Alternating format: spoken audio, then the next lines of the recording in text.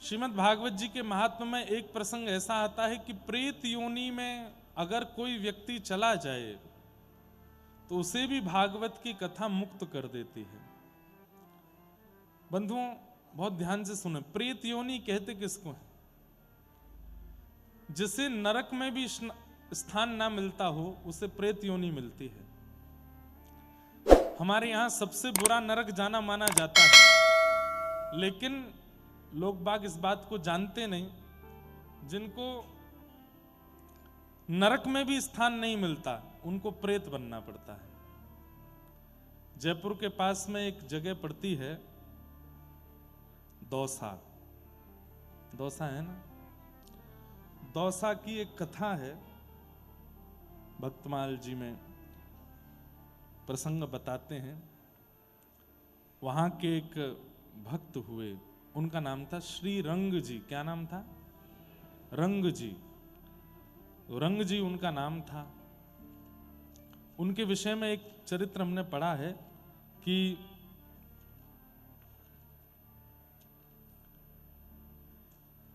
उनके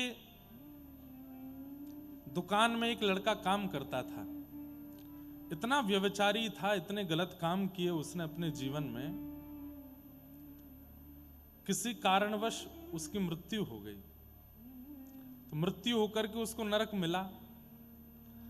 नरक मिलने के बाद में इतना बड़ा पापी था वो कि यमराज ने उसको नरक में पापियों का और यम के दूतों का सरदार बनाया उसको। मतलब जो नरक में लोगों को पकड़ पकड़ के लेके जाते हैं, ऐसे यमदूतों का सरदार बनाया उसको। रंग जी की दुकान में काम करने वाला व्यक्ति। तो उसके पास में लिस्ट होती थी कि आज कितने लोगों को लेके आना है, कहां कहां से लेके आना है। तो उनमें से लिस्ट में एक नाम फिर से दौसा के एक व्यक्ति का आया। उसने मन में विचार किया कि मेरे गांव में जहां मेरा पूर्व जन्म हुआ वहीं मुझे लेने के लिए जाना है किसी को, तो क्यों ना जाते जाते मैं अपने सेठ जी से मिल के आऊंगा एक बार। तो रंग जी अपने दुकान पे बैठे थे, तो बैठे बैठे उनकी जैसे नेत्र खुले। भजन पूजन नहीं करते थे, पैसा कमाने में ही रुचि ज्यादा थी उनकी। इतने में ही उनकी आंख लग गई थी। आंख लग के थोड़ी देर में खुली तो वही लड़का जो दुकान में काम करता था, जिसकी 6-7 महीने पहले मृत्यु हो गई, वो सामने बैठा है।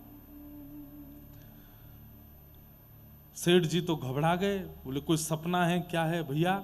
तुम्हारी तो प्राण जा चुके हैं, अब तुम कैसे बैठे हो? उसने कहा सेठ जी मुझे पहचान गए? बोले तुम्हें कैसे भूल जाएंगे, तुम हमारे दुकान में ही काम करते थे। बोले सेठ जी मेरी मृत्यु हो गई, और मृत्यु होने के बाद मैं यमलोक गया।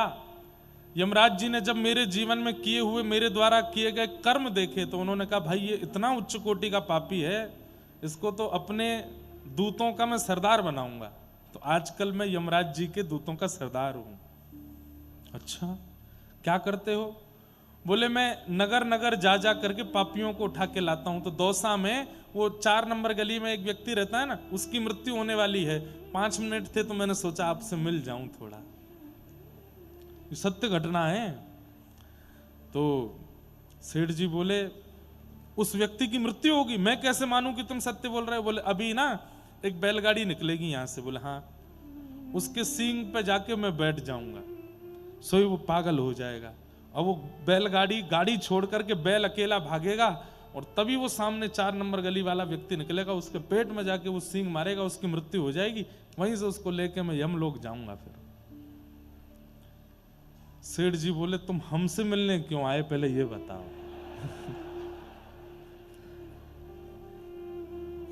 तब उस व्यक्ति ने क्या कहा?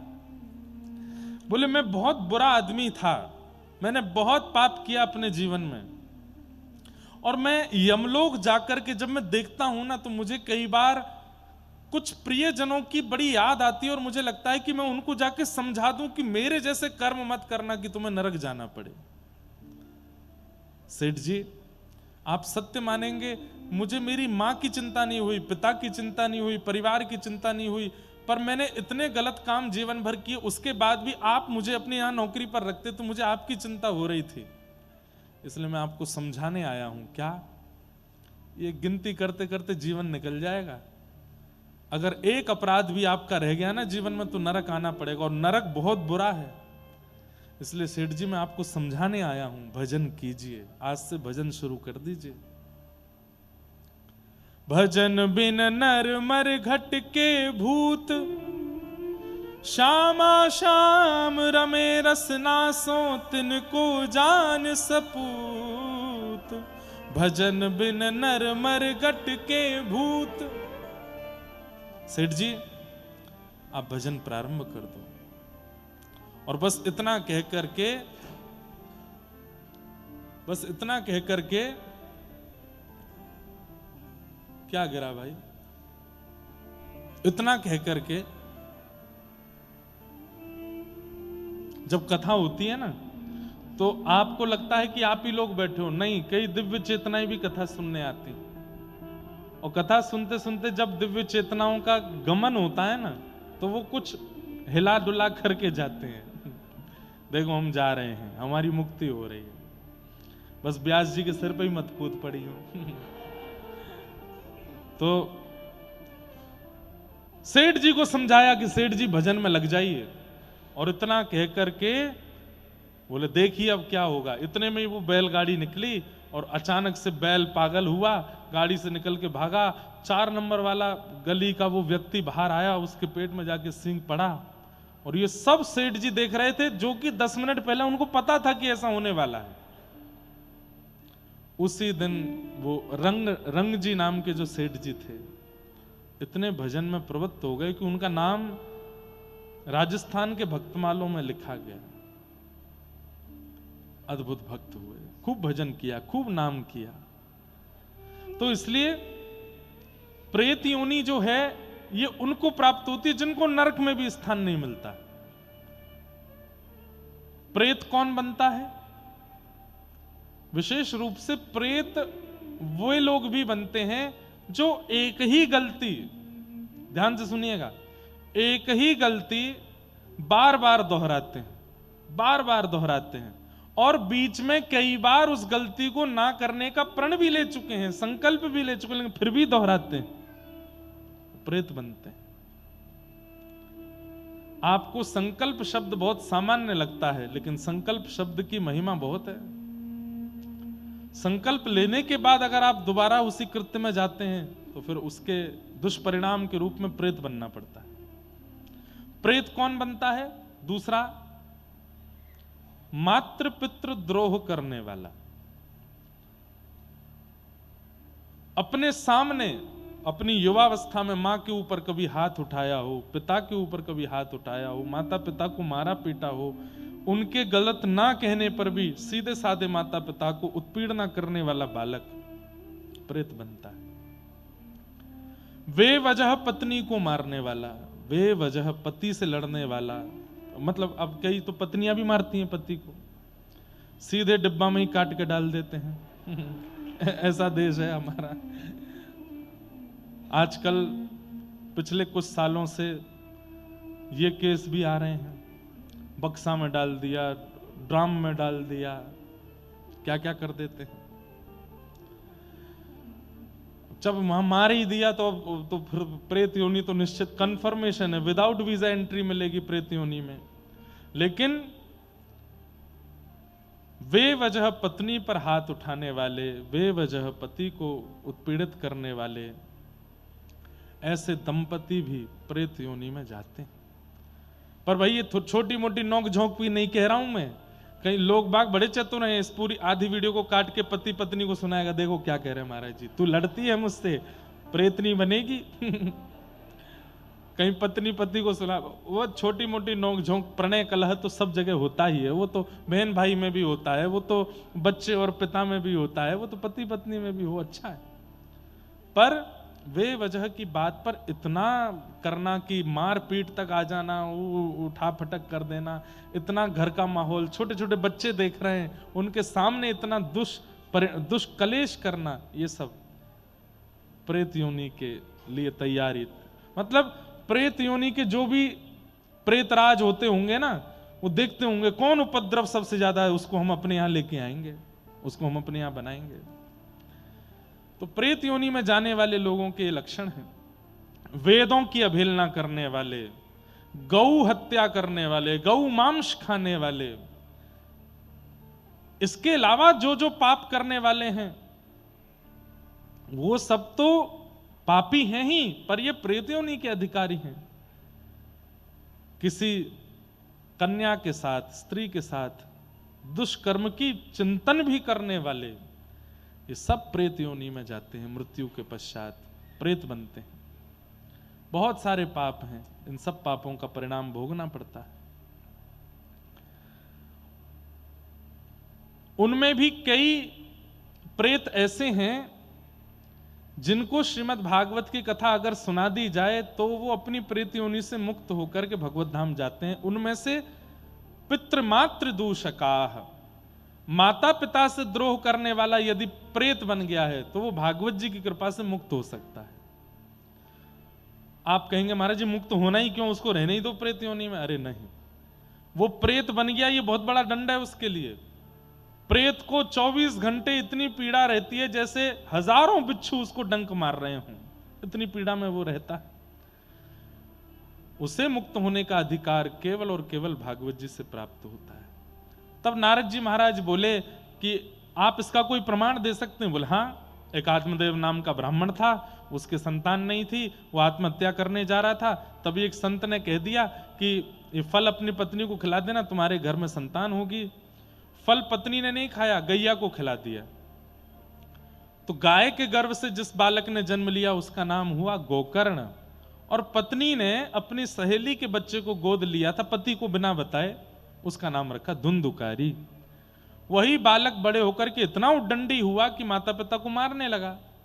मां ने कुआं में कूद के प्राण त्याग दिए, पिता ने वन में जाकर के भागवत जी का पाठ करते हुए प्राणों को ठाकुर जी में विलीन कर दिया, और वो बालक अपनी युवावस्था में दुष्कर्मों के कारण मरने के बाद प्रेत बना। ऐसा प्रेत बना कि गया श्राद्ध से भी उसकी मुक्ति नहीं हुई।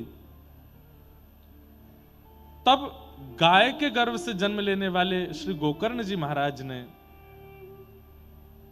सूर्य नारायण भगवान से पूछा कि वो कैसे मुक्त होगा, इतनी भयंकर प्रेत योनि से कैसे निकलेगा। तब कहा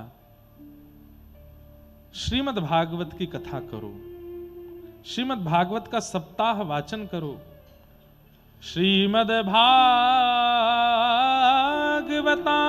मुक्ति सप्ताहम वाचनम कुरु। श्रीमद् भागवत की सप्ताह कथा करो। इति सूर्यवचस वै धर्म रूपम तु विश्रुतम। भागवत की कथा कराओ। सूर्य नारायण ने आज्ञा देकर के कहा, उससे वो प्रेत योनि से मुक्त होगा। तब सूर्य नारायण की आज्ञा से गोकर्ण जी महाराज ने भागवत की कथा की और धुंधुकारी प्रेत योनि से मुक्त होकर के शंख चक्र गदा पद्म जैसे चतुर्भुज रूप धारण करके भगवत धाम को प्रस्थान कर गया। तो कथा की विशेषता कि अत्यंत भयानक प्रेत योनि में भी जो पड़ा होगा वो मुक्त हो जाता है। मेरे मन में एक बात आती है कि प्रेत योनि में पड़ा हुआ व्यक्ति जब मुक्त हो जाता है तो हम तो जीवित हैं, हम मुक्त नहीं हो सकते। भागवत जी की कृपा से हम तो जीवित हैं। श्रीमद् भागवत प्रेत योनि में पड़े को मुक्त करती है और जीवितों को सावधान करती है कि ऐसा नहीं करना कि तुमको प्रेत बनना पड़े। इसलिए भैया ऐसी भागवत जी को हम बारंबार प्रणाम करते हैं। तो इस भाव से, इस प्रकार से हमें मुक्त करती है। इस प्रकार भागवत जी का महात्म्य यहाँ पूर्ण हुआ। अब प्रथम स्कंद से कथा का प्रारंभ करते हैं। जन्माद्यस्य यतोऽन्वयादितरतः चार्थे स्ववेग्य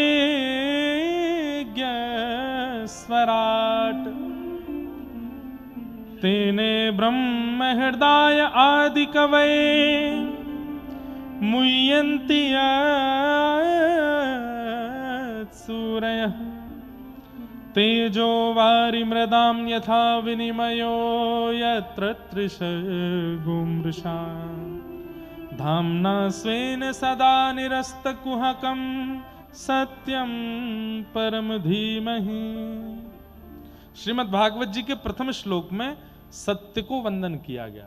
परम सत्य जो है मैं उसको प्रणाम करता हूं। परम सत्य कौन है?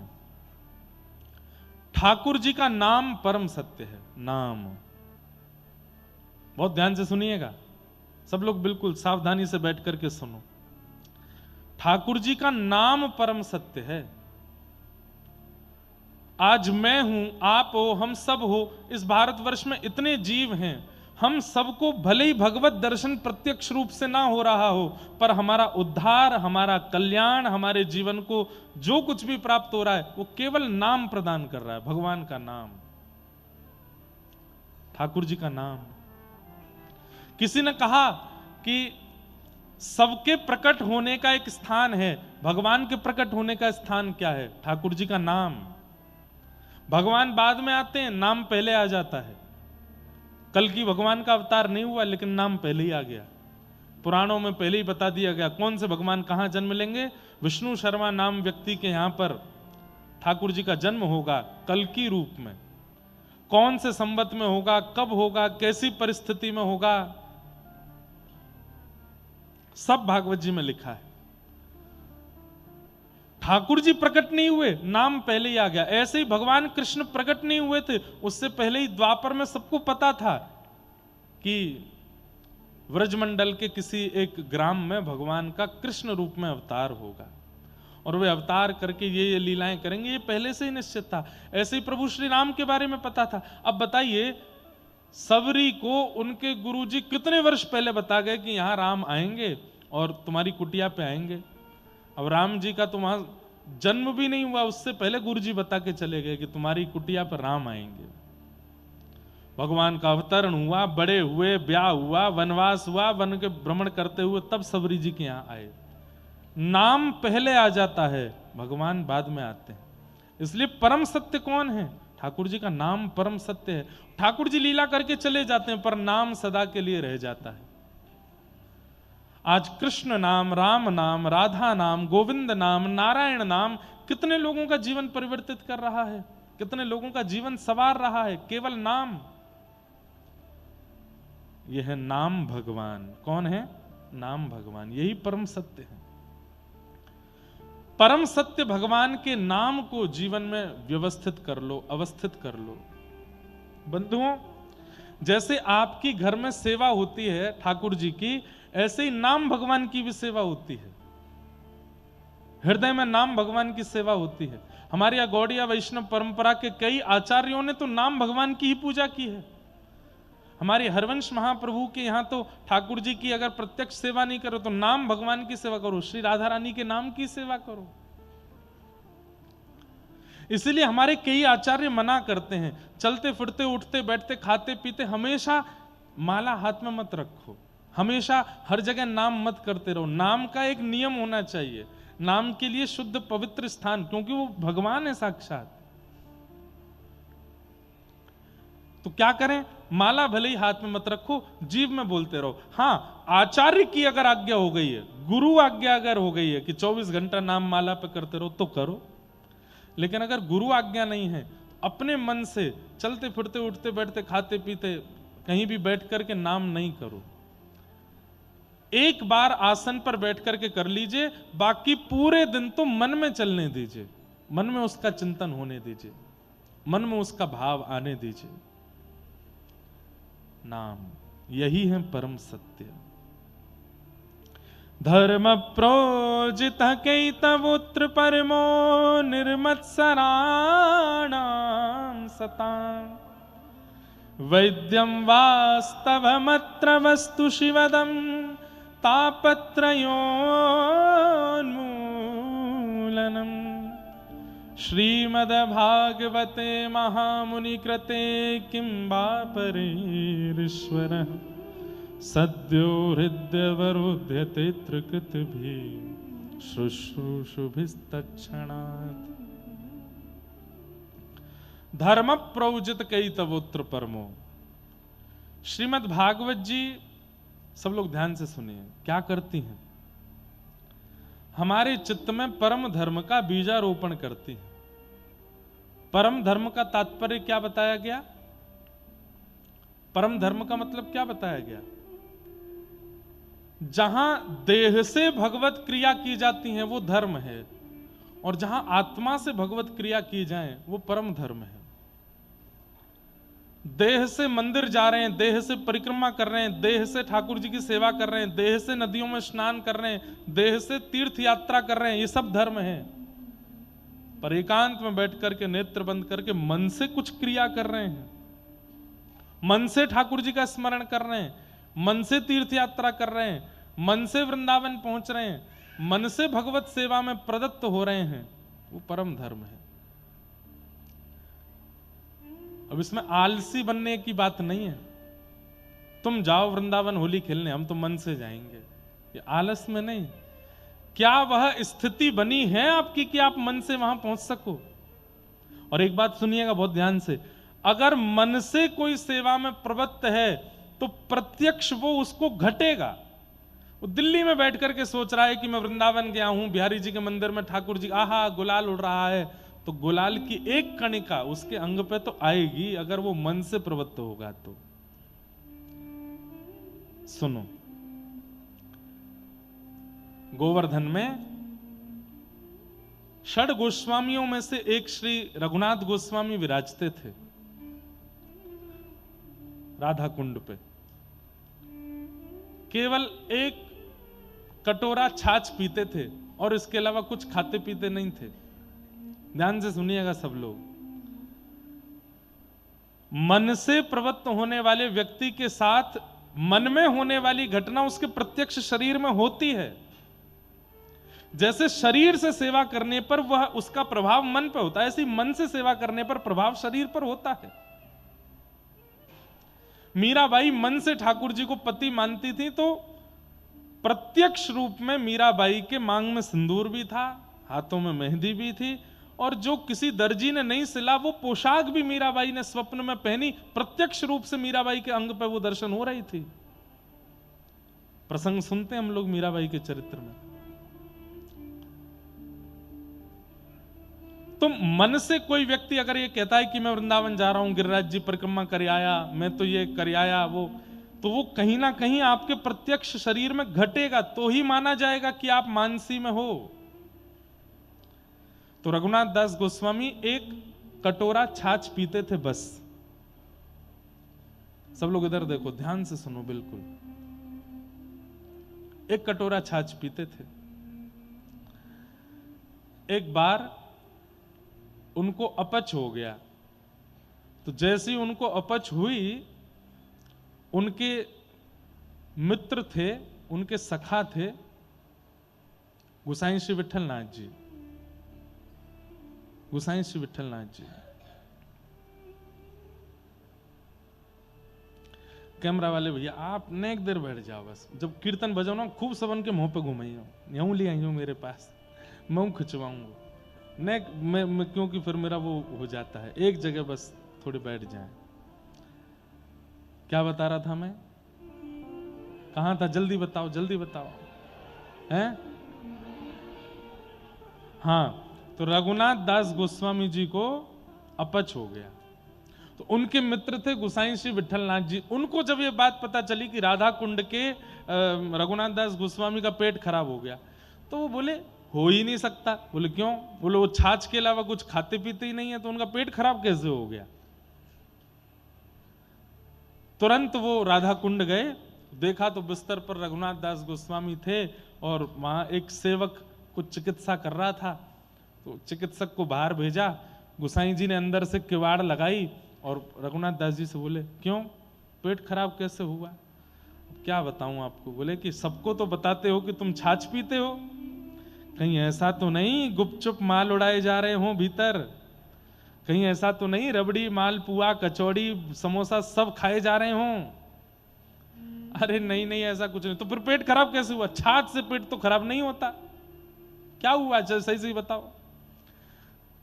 रघुनाथ दास गोस्वामी के नेत्र सजल हो गए। बोले मैं क्या बताऊं, मैं मानसी में गया था तो मानसी में गिरिराज जी की तलेटी पर श्री प्रिया प्रियतम बैठे थे और किसी भक्त ने 56 भोग पधराया था। जैसे ही मैंने प्रणाम किया तो श्री प्रिया जी बोली इधर आओ, और मैं जैसे ही पहुंचो तो बोली मुंह खोलो, और मैंने मुंह खोला तो मुझे लड्डू खवाए, मुझे कचौड़ी खिलाई, पूरी। मैंने मना भी किया कि मैं ज्यादा पाता नहीं हूं, तो ठाकुर जी बोले हमारो अधराम व्रत है, कैसे नहीं पावे को पा। बोले उसके बाद बोले खूब सारी सामग्री मुझे पवा दी, और फिर ये नंद नंदन बड़े उद्यमी हैं, इनने कहा कि बोले पहले तो दूध की सामग्री पवा दी और वहां के बाद दही खवा दी, सो पेट में जाके दही फट गई। मानसी में लीला हुई पर प्रत्यक्ष में पेट खराब हो गया। ये सुनते ही गोसाई जी ने हृदय से लगा लिया। बोले कि आप सच्चे भक्त हो। क्यों? आप मन में जो चिंतन करते हो, मन में जिस लीला का अनुसंधान करते हो, जिस लीला का स्मरण करते हो, वो प्रत्यक्ष शरीर में होने लगती है। ये मानसी का असली स्वरूप। और मैं नाम नहीं लूंगा, मैंने आज भी हमारे वृंदावन के ही संतों में से एक संत हैं, उनको देखा है। भरी दिसंबर के जाड़े में कोहरा पड़ रहा है और पसीना चुचारा था उनके मुखमंडल से। क्यों? क्योंकि मानसी में किसी उष्ण काल की लीला का उन्होंने अनुभव किया था। और मैंने पूछा महाराज जी से कि महाराज जी क्या लीला थी? तो बोले प्रिया जी को आम खावे को मन हैरो, तो श्री ठाकुर जी बोले आम तो गर्मी में आमेंगे, सर्दी में कांते लाऊं? तो बोले गर्मी लाओ। तो श्री ठाकुर जी ने उष्ण काल की ऋतु को आमंत्रित किया। तो उष्ण काल में ठाकुर जी आम तोड़वे के गए तो मोए संग ले गए। बोले तो बोले पेड़ पे स्वयं नहीं चढ़े, मोए चढ़ा दियो, बोले तू तोड़ के दे। तो बोले मैं ऊपर पेड़ पे चढ़वे में इतना श्रमित है गयो, इतना थक गयो, धूप ऊपर से पड़ रही, आम तोड़ तोड़ के नीचे दे रो, सो वही से पसीना आए। तो प्रत्यक्ष महाराज जी को पसीने आने लगे। ये मानसी सेवा, ये तो हमने अनुभव किया।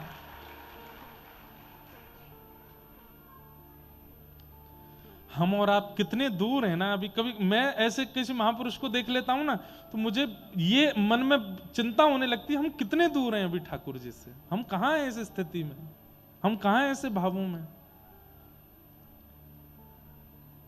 लेकिन श्रीमद् भागवत जी कह रही हैं कि मैं विश्वास दिलाती हूं कि मेरी सन्निधि अगर तुमने ग्रहण कर ली, भागवत जी कह रही हैं, तो परम धर्म रूपी बीजारोपण मैं तुम्हारे चित्त में कर दूंगी, जिससे मानसी प्रवृत्त हो जाएगी।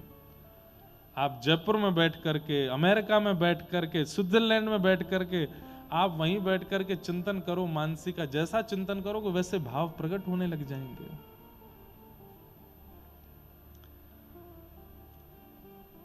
बहुत दूर हैं हम ठाकुर जी से। हम कथा सुन रहे हैं, उत्सव मना रहे हैं, लीलाएं कर रहे हैं, सब ठीक है, हम यहीं तक सीमित है, इससे आगे हम बढ़ नहीं पा रहे हैं। बढ़ना है। मानसी की स्थिति, ऐसी भावनाओं की स्थिति में प्रवृत्त होना है। कई हमारे बालक आते हैं, आज एक शिष्य बालक आया, बोले आप स्वप्न में ऐसे दिखे, आप उस भाव में ये दिखे। मुझे मन में अच्छा तो लगता है कि चलो ये मानसी इनकी थोड़ी तो बनती है, पर ये मानसी और प्रवृत्त इसलिए नहीं हो रही है क्योंकि अभी हमने सुने हुए गुरु वचनों को अभी पूर्णता रूप से पालन किया नहीं, इसीलिए मानसी की उस स्थिति में नहीं जा पा रहे।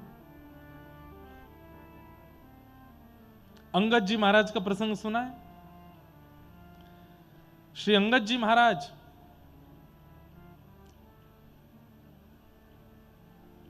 कथा मैंने सुनाई है उनकी कई बार।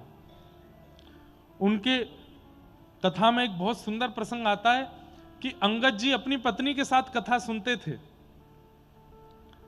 और कथा सुनते सुनते दोनों पति पत्नी के मन में आया कि हम एक बार जगन्नाथपुरी जाएंगे और श्री जगन्नाथ जी को कुछ भेंट करके आएंगे। देने को तो कुछ नहीं है हमारे पास, पर कुछ तो दे के आएंगे। तो अंगद जी बोले मैं क्या, कोई वस्तु ऐसी है जो हम जगन्नाथ जी को दे सकते हैं? कुछ भी नहीं है। तो अंगद जी जो थे वो एक राजा के यहां पर महामंत्री थे। तो राजा ने एक नगरी पर चढ़ाई की, राजा स्वयं नहीं गया, महामंत्री अंगद जी को भेज दिया। उस नगरी पर विजय प्राप्त करके तो सारा वहां का धन लेकर के आ रहे थे वापस। तो धन जब बैलगाड़ियों में रखवा रहे थे, तब एक मणि के ऊपर उनकी दृष्टि पड़ी। तो अंगद जी महाराज ने सोचा इतना सारा धन तो राजा के पास जा रहा है, ये मणि अगर ये मैं जगन्नाथ जी को अर्पित कर दूं, और ऐसा नहीं कि उन्होंने चोरी की, राजा का नियम था जितना धन आप जीत के लाए हो उस धन में से सैनिकों को वो कुछ कुछ देता था, और मंत्री महामंत्रियों को तो जो वो मांगते थे वो दे देता था। तो इन्होंने ये विचार किया कि राजा से मांगना ही है मुझे, तो मैं इस मणि को मांग लूंगा, लेकिन अब कब ये राजा इसको तहखाने को खोलेगा, कब सबके सामने बोलेगा कि मांगो, तब तक बहुत समय होगा। मेरा 2-4 दिन में जगन्नाथपुरी जाने का नियम है, तो मैं इस मणि को अपने पास रख लेता हूं। मणि उन्होंने अपनी पगड़ी में छुपा ली। राजा को किसी ने जाकर के इस बात को गलत तरीके से प्रस्तुत कर दिया कि देखो इन्होंने मणि छुपा करके चोरी की है। राजा ने उनको मरवाने का प्रयास किया, लेकिन वो नहीं मरे, बंदी बना लिया, सैनिक पीछे छोड़ दिए।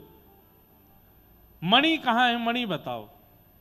सैनिक जब पकड़ के ले जा रहे थे, उन्होंने कहा मैं मणि दे दूंगा, लेकिन मैं एक लीला करना चाहता हूं। बोले क्या? इस सरोवर में मुझे स्नान करने का अधिकार दो। बोले उसके बाद मणि दे दोगे? बोले हाँ दे दूंगा।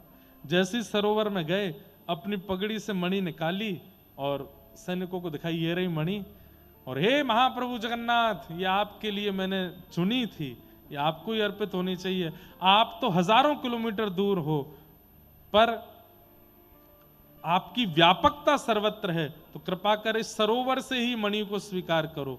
जैसे ही सरोवर में छोड़ा, गोताखोरों ने खूब गोते लगाए, लेकिन मणि नहीं मिली। पूरा जल निकलवा दिया सरोवर से, खुदाई करवा दी राजा ने, फिर भी मणि नहीं मिली।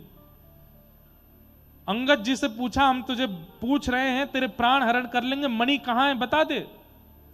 अंगद जी महाराज बोले मैं कह रहा हूं वो जगन्नाथ जी के पास, वो जगन्नाथपुरी हजारों किलोमीटर है यहां से। बोले हम हजारों किलोमीटर दूर हैं, पर जगन्नाथ जी तो यत्र तत्र सर्वत्र हैं। मैंने जल में छोड़ी, महाप्रभु जी ने स्वीकार कर ली।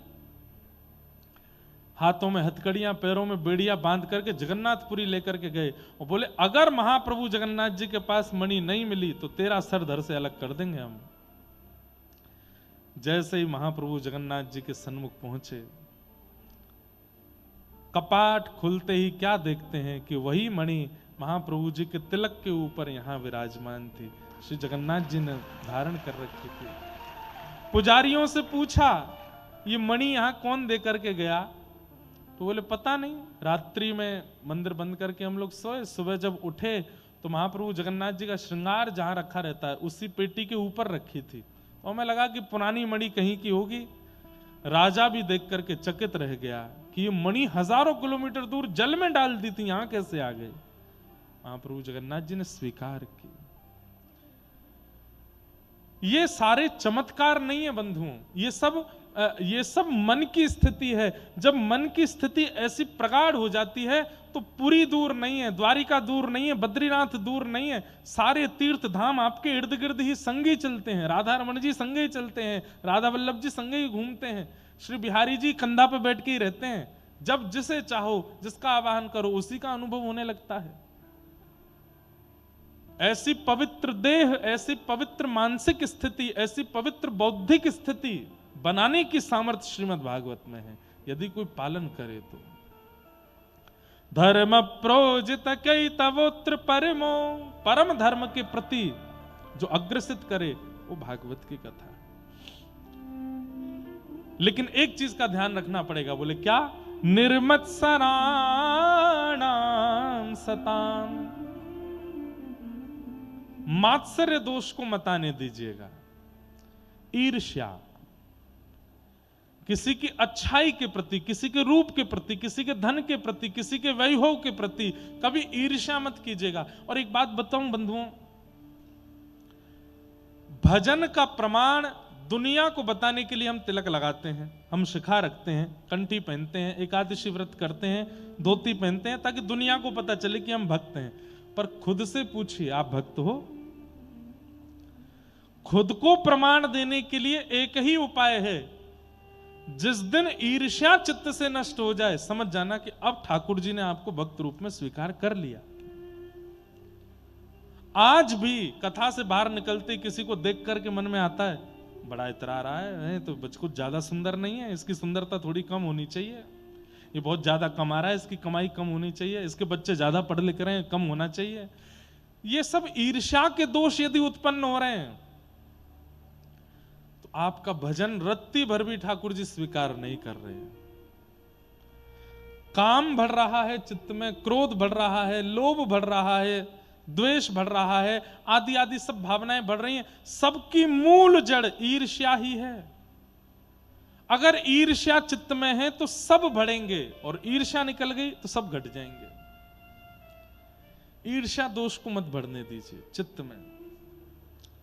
अन्यस्य दोष गुण चिंतन माश मुक्त्वा सेवा कथा रसमहो नितराम पिबत्वम। एक प्रसंग सुनाते हैं, ध्यान से सुनो। गोसाई श्री विट्ठलनाथ जी विश्राम घाट पे विराजमान थे। कहां पे? मथुरा विश्राम घाट पे। तो वहीं मथुरा के एक बड़े चंचल ब्रजवासी पंडा थे, उनका नाम था छीतू पंडा। क्या नाम था? छीतू पंडा। तो गोसाई श्री विट्ठलनाथ जी के यहां इतनी भीड़ लगती थी, इतने लोग बाग जाते थे, तो आपस में छीतू पंडा अपने सब मित्रों के साथ बैठ करके बातें करते। बोले भाई आजकल ये बाबा बड़ो प्रसिद्ध है रो हमारे ब्रजमंडल में। कहा नाम है? वो गोसाई विट्ठलनाथ। अच्छा ये आज ये उसी समय नहीं, ये आज भी होता है। आज भी जहां ज्यादा भीड़ हो जाए तो फिर सब में आपस में चर्चा चलती है, तो तंत्र मंत्र कर रखा है इसने, लोगों के ऊपर ऐसा टोना डाल देता है कि भीड़ खिंची चली जाती है। तो छीतू पंडा अपने सब मित्रों के साथ बैठ के बात कर रहे, बोले आजकल गोसाई विट्ठलनाथ जी की बड़ी चर्चा सुनाई देती है। तो एक सखा बोला, हमने सुनी है भैया कोई तंत्र मंत्र करके आयो है, एक बार जो वाकू देख ले वही को है जाए। तब दूसरा बोला, अरे नहीं नहीं, वाको छोटो सो एक ठाकुर है, वाको नाम है नवनीत प्रियालाल, हमने सुनी है वहां में कछु जादू टोना है, जो वहां जाए वही को है जाए। तीसरा बोला, अरे नाय नाय, गोसाई विट्ठलनाथ जी अपने ठाकुर जी को लड्डू को भोग लगा में, वह लड्डू में कछु अफीम फफीम मिला दें, वो जब सबन में बढ़ जाए वह खाती सबन को मन ऐसा है जाए। सब आपस में ये सब चर्चाएं कर रहे थे। तभी एक दिन छीतू पंडा बोले, भाई यजमानी हो नहीं रही, ज्यादा लोग बाग आ नहीं रहे, आज चलो तो फिर क्या करें? बोले मिल के आते हैं, गोसाई विट्ठलनाथ देख के तो हमें एक पास है कैसो।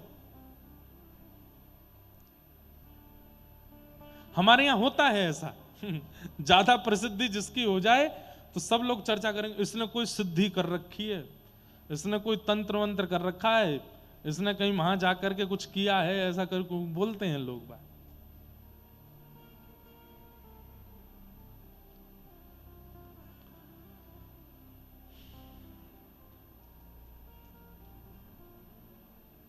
एक आए हमसे मिलने, थे ब्रज के ही ब्रजवासी। बोले महाराज जी आजकल बड़ी भीड़ है रही है आपके आसपास। मैंने कि भैया हम तो जैसे कथा पहले करते वैसे अब कर रहे हैं, कोई कछु तो है नाय नाय, ये सोने को कड़ूला कोई तंत्र मंत्र है हमें, जब ते पहनो तब ते कछु है रो। मैंने तुम ले जाओ भैया यार, तुम पहन लो, तुम्हारे पास रह जाए तो।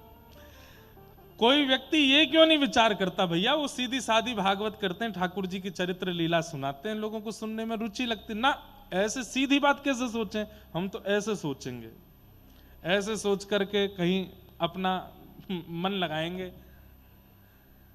छीतू पंडा पहुंच गए, गोसाई विट्ठलनाथ जी के पास जाकर के खड़े हो गए, लोग बाग भीड़ भाड़ थी। अब जैसे ही छीतू पंडा ने अंदर प्रवेश किया, गोसाई श्री विट्ठलनाथ जी के मुखमंडल को देख करके, उनके बगल में विराजमान सिंहासन पर श्री नवनीत प्रियालाल जी को देख करके और उनकी मंद मुस्कान देख करके छीतू पंडा आधी स्थिति तो वहीं भूल गए, बस देखते रह गए उन्हीं की रूप छटा को, उनके ठाकुर जी को देखते रह गए।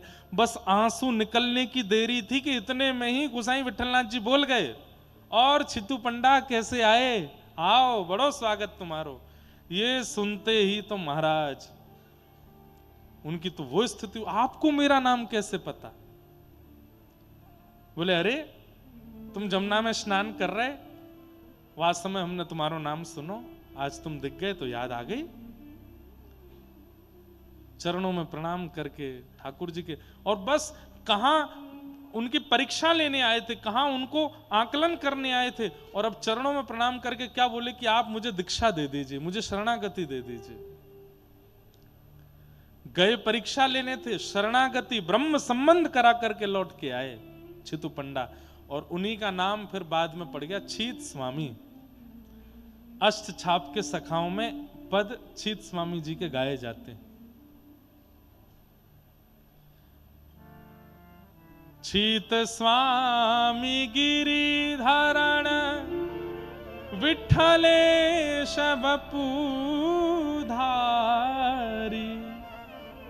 छीत स्वामी गिरिधरण विठ्ठलेश वपुधारी।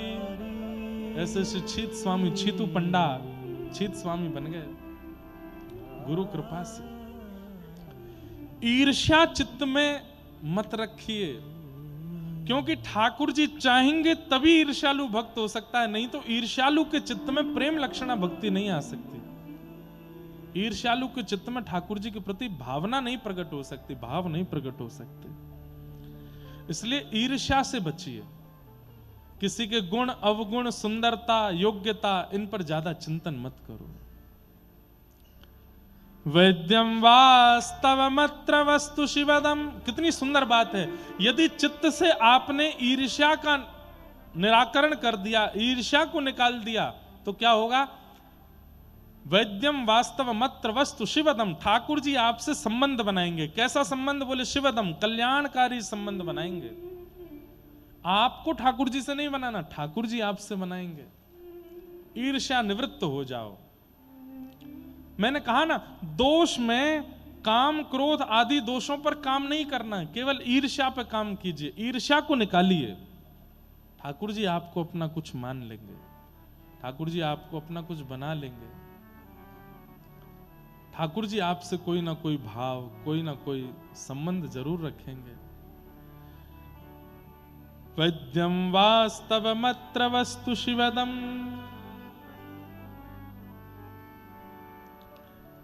ठाकुर जी को संबंध बनाएंगे। मेरी लगी श्याम संग प्रीत, दुनिया क्या जाने। मेरी लगी श्याम संग प्रीत, दुनिया क्या जाने। मेरी लगी श्याम संग प्रीत, दुनिया क्या जाने। मेरी लगी श्याम संग प्रीत, दुनिया क्या जाने। हो क्या जाने रे कोई, क्या जाने। क्या जाने रे कोई, क्या जाने। क्या जाने रे कोई, क्या जाने। क्या जाने रे कोई, क्या जाने। ओ मुझे मिल गया मन का मीत, दुनिया क्या जाने। मुझे मिल गया मन का मीत, गाओ भाव से। दुनिया क्या जाने। ओ मेरे लगे श्याम संग प्रीत, दुनिया क्या जाने।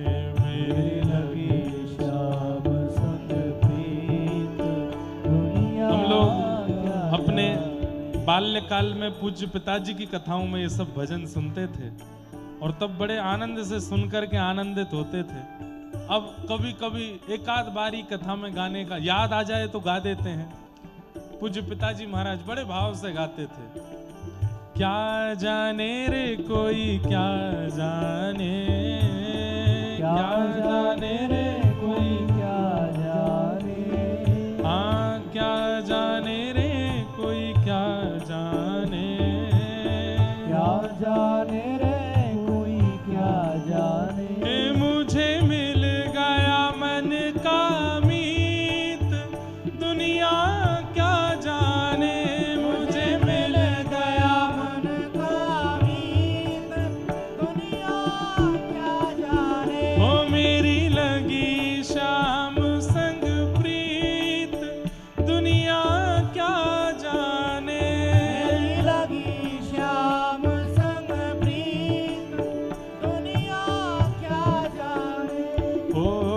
छवि लखी मैंने शाम की जब से, छवि लखी मैंने शाम की जब से, छवि लखी मैंने शाम की जब से, छवि लखी मैंने शाम की जब से, भई बाबरी मैं तो तब से, भई बाबरी मैं तो तब से, हाँ भई बाबरी मैं तो तब से, भई बाबरी मैं तो तब से, हाँ बांधी प्रीत की डोर मोहन से, बांधी प्रीत की डोर मोहन से, बांधी प्रीत की डोर मोहन से, बांधी प्रीत की डोर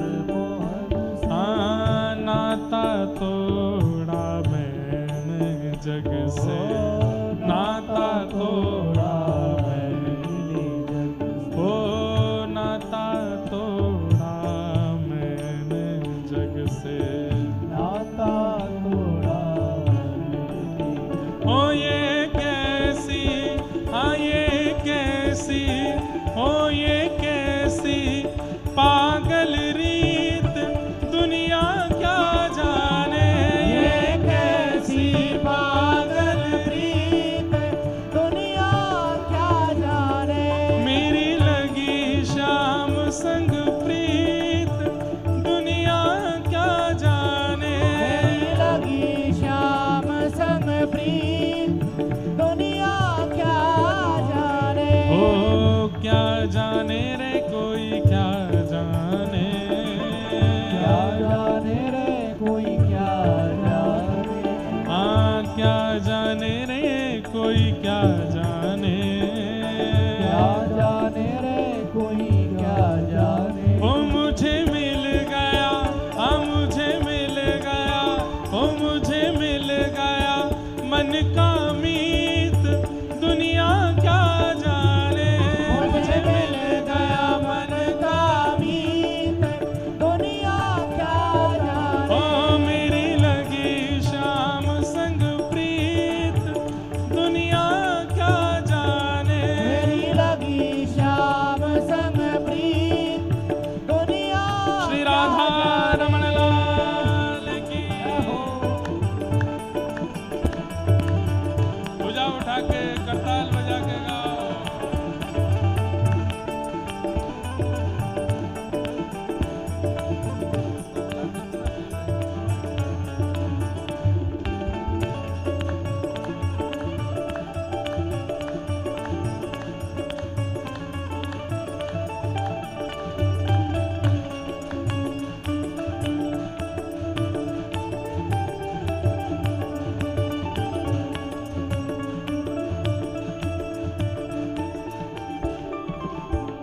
हे मोहन की सुंदर सूरतिया, मोहन की सुंदर सूरतिया, मोहन की सुंदर सूरतिया, मोहन की सुंदर सूरतिया, मन में बस गई प्यारी मूर्तिया, मन में बस गई प्यारी मूर्तिया, ओ लोग कहें मैं तो भई बावरिया, लोग कहे मैं तो भई बावरिया, हाँ लोग कहें मैं तो भई बावरिया, लोग कहे मैं तो भई बावरिया, ओ जब से ओढ़ी मैंने शाम चुनरिया, जब से ओढ़ी मैंने श्याम चुनरिया, हाँ जब से ओढ़ी मैंने शाम चुनरिया, जब से ओढ़ी मैंने श्याम चुनरिया, हो मैंने छोड़ी, हाँ मैंने छोड़ी, हो मैंने छोड़ी जग की रीत दुनिया क्या जाने, मैंने छोड़ी जग की रीत दुनिया क्या जाने, हो मैंने छोड़ी जग की रीत दुनिया क्या जाने,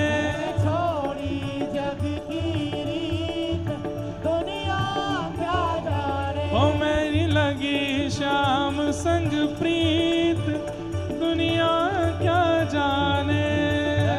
श्याम संग दुनिया क्या जाने। ओ क्या जाने रे कोई क्या जाने। क्या जाने रे कोई क्या जाने। ओ क्या जाने रे कोई क्या जाने। क्या जाने रे कोई क्या जाने। ओ मुझे मिल गया, मुझे मिल गया, मुझे मिल गया मन का मीत दुनिया क्या जाने। मिल गया मन का मीत दुनिया क्या जाने। मेरी लगी शाम संग प्रीत दुनिया क्या जाने। श्याम संग प्रीत दुनिया क्या जाने। हरदम अब तो रहूं मस्तानी। हरदम अब तो रहूं मस्तानी। हरदम अब तो रहूं मस्तानी। हरदम अब तो रहूं मस्तानी। लोक लाज दीने बिसरानी। लोक लाज दीने बिसरानी। हाँ लोक लाज दीने बिसरानी। लोक लाज बिसरानी। हे रूप राशि अंग अंग में समानी। रूप राशि अंग अंग में समान। हाँ रूप राशि अंग अंग में समानी। रूप रास अंग अंग में समान। हो हेरत हेरत रहूं दीवानी। हेरत हेरत रहूं दीवानी। हाँ हेरत हेरत रहूं दीवानी। हेरत हेरत हो मैं तो गाऊं, हाँ मैं तो गाऊं, हो मैं तो गाऊं कृष्ण के गीत दुनिया क्या जाने। गाऊं कृष्ण के गीत दुनिया क्या जाने। मेरी लगी श्याम संग प्रीत दुनिया क्या जाने। मेरी लगी श्याम संग प्रीत दुनिया क्या जाने। ओ क्या जाने रे कोई क्या जाने। क्या जाने रे कोई क्या जाने। हाँ क्या जाने रे कोई क्या जाने। ओ क्या जाने रे कोई क्या जाने। ओ मुझे मिल गया, हाँ मुझे मिल गया, मुझे मिल गया मन का मीत दुनिया क्या जाने। मिल गया मन का मीत दुनिया क्या जाने। ओ मेरी लगी शाम संग प्रीत दुनिया क्या जाने। लगी श्याम संग प्रीत दुनिया क्या जाने। हे गोविंद मेरो है, गोपाल मेरो है। गोविंद मेरो है, गोपाल मेरो है। गोविंद मेरो